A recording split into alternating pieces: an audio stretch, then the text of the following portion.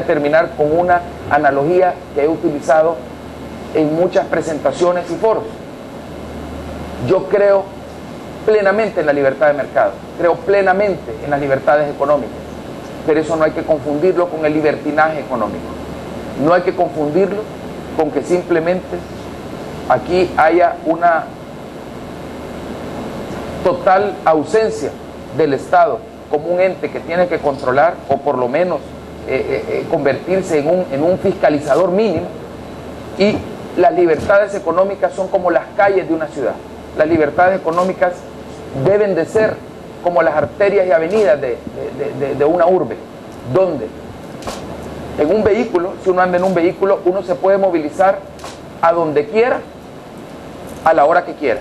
Nadie le puede decir a uno que no vaya a determinado lugar, ni que vaya ni que no vaya a determinada hora. Uno puede circular libremente por unas calles de una ciudad en esta analogía.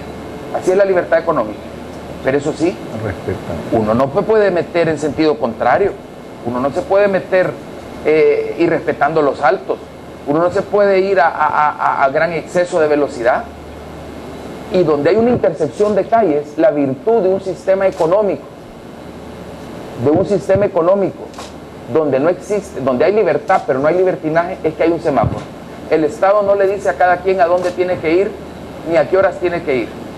El Estado lo único que hace es que tiene un semáforo donde hay una luz, y esa luz tiene la virtud, ese semáforo, que le da verde a todos los que lleguen a esa intersección, vayan en un Mercedes-Benz o vayan en un carrito viejo, vayan en moto o vayan en bus, vayan en camión o vayan en bicicleta. Eso es lo que el Estado tiene que hacer. El Estado simplemente tiene esas mínimas reglas del juego que existen en los países donde existe una libertad económica. Y veamos lo que pasó en los Estados Unidos.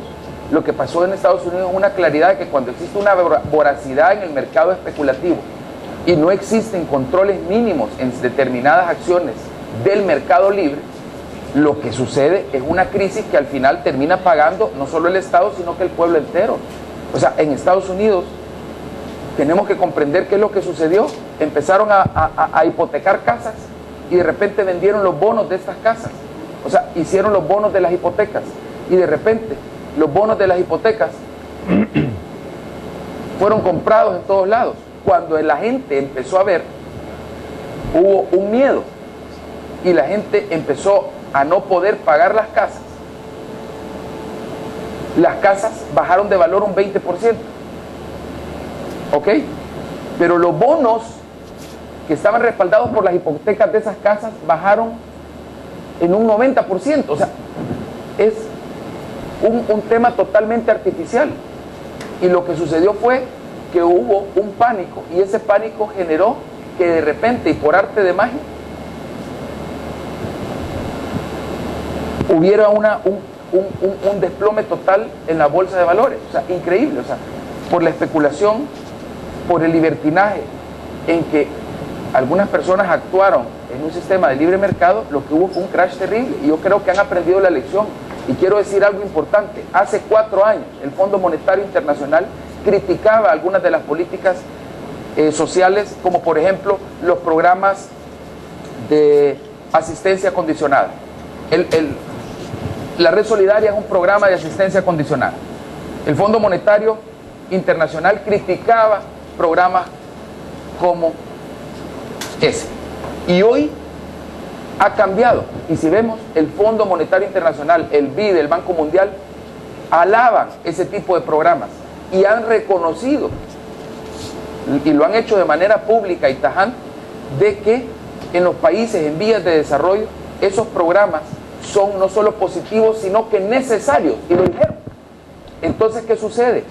A nivel mundial hay una comprensión de que lo que algunos llaman, mal llamado, porque yo nunca, por ejemplo, he creído que aquí en El Salvador ha existido tal cosa, aunque algunos se la han imaginado y otros, el famoso neoliberalismo.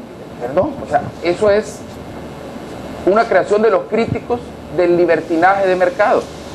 El libertinaje que se mira supeditado a la voracidad y a los mercados especulativos. Entonces, yo siento que reglas del juego mínimas no solamente son necesarias, sino que reglas del juego mínimas son totalmente indispensables para que tengamos un buen desarrollo económico, para que haya libre competencia, para que no haya abuso en los mercados, para que no se pisotee los derechos de los consumidores. Pero tampoco esto quiere decir que el Estado tiene que intervenir, pero no es lo mismo fiscalizar y controlar que intervenir, eso es una cosa distinta. Y yo sí creo en la libertad de mercado y creo que es el único camino, y eso creo que es lo que nos diferencia de otros partidos políticos. Tenemos una claridad total de que tenemos que defender la libertad de mercado, de que tenemos que defender las libertades económicas, pero también tenemos una claridad total de cuál es el rol que el Estado debe de jugar. Perdón. Siguiendo la idea de cambio, Arena ofrece un cambio. Ustedes decían al inicio que entre los puntos que iban a diferenciarlos de los anteriores gobiernos era privilegiar la producción agrícola y industrial, también, de todos los sectores. El tema de la inversión social. Quisiera que me aterrizaran un poco más cuáles van a ser específicamente las diferencias, porque ese gobierno le ha apostado a la producción agrícola y es el gobierno donde el sector agrícola ha obtenido sus mejores tasas de crecimiento, y también le ha apostado a la inversión social. ¿Cuáles van a ser las diferencias? Porque digamos en generalidad estamos viendo que este gobierno ya le apostó a ambas cosas. Y el último punto es, cuando decía mejor Estado y mejor mercado, daba ejemplos de las sanciones que se han hecho a las harineras y a las petroleras, pero son sanciones que están todavía en proceso en la Corte Suprema de Justicia y que no se han hecho efectivas. Claro. Bueno, definitivamente a mí me parece de que dentro del esquema de mejor Estado, y quisiera, Carlita, enfatizar mejor Estado, y no dije necesariamente solo mejor gobierno, no solo mejor gobierno, sino que mejor Estado, eso incluye toda la institucionalidad, y eso incluye la Corte Suprema de Justicia. Obviamente esto tiene que tener plazos perentorios, rápidos, para que las cosas se vayan ejecutando, o sea, que haya pronta y cumplida justicia. Usted lo acaba de señalar muy bien, y creo que ese es un ejemplo de donde necesitamos, entre otras áreas, un mejor Estado. Ahora, cuando estamos hablando de las apuestas, estas no son apuestas de que hoy sí, mañana no, sino que son apuestas que se tienen que continuar, se tienen que profundizar y se tienen que ampliar. Por ejemplo, al estar dando semilla mejorada, al estar dando fertilizantes, al dar silos, al dar un crédito más oportuno, le decía que el gobierno es el gran comprador también y es el gran empleador, que es una oportunidad que no se ha manejado, digamos, tan intensa como debería. A mí me decía un grupo de ganaderos, por ejemplo, en Gotera, me decía, mire, ingeniero, la botella de leche nos la están comprando a 25 centavos de dólar.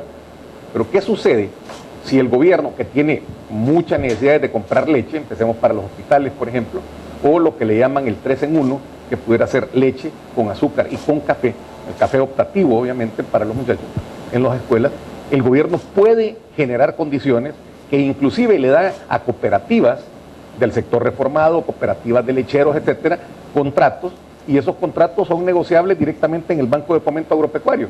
¿Y cuál es la garantía? Porque el mismo gobierno lo va a comprar. O sea, yo siento que ese tipo de cosas es a lo que yo me refería por más intensidad. Lo están haciendo, se reconoció que el esquema especulativo no estaba funcionando y acabamos de mencionar algunos ejemplos muy concretos de las ayudas, digamos, del gobierno, pero creo que se puede hacer más. Hay otro tema en el área agrícola que hay que mencionar y que son la energía renovable.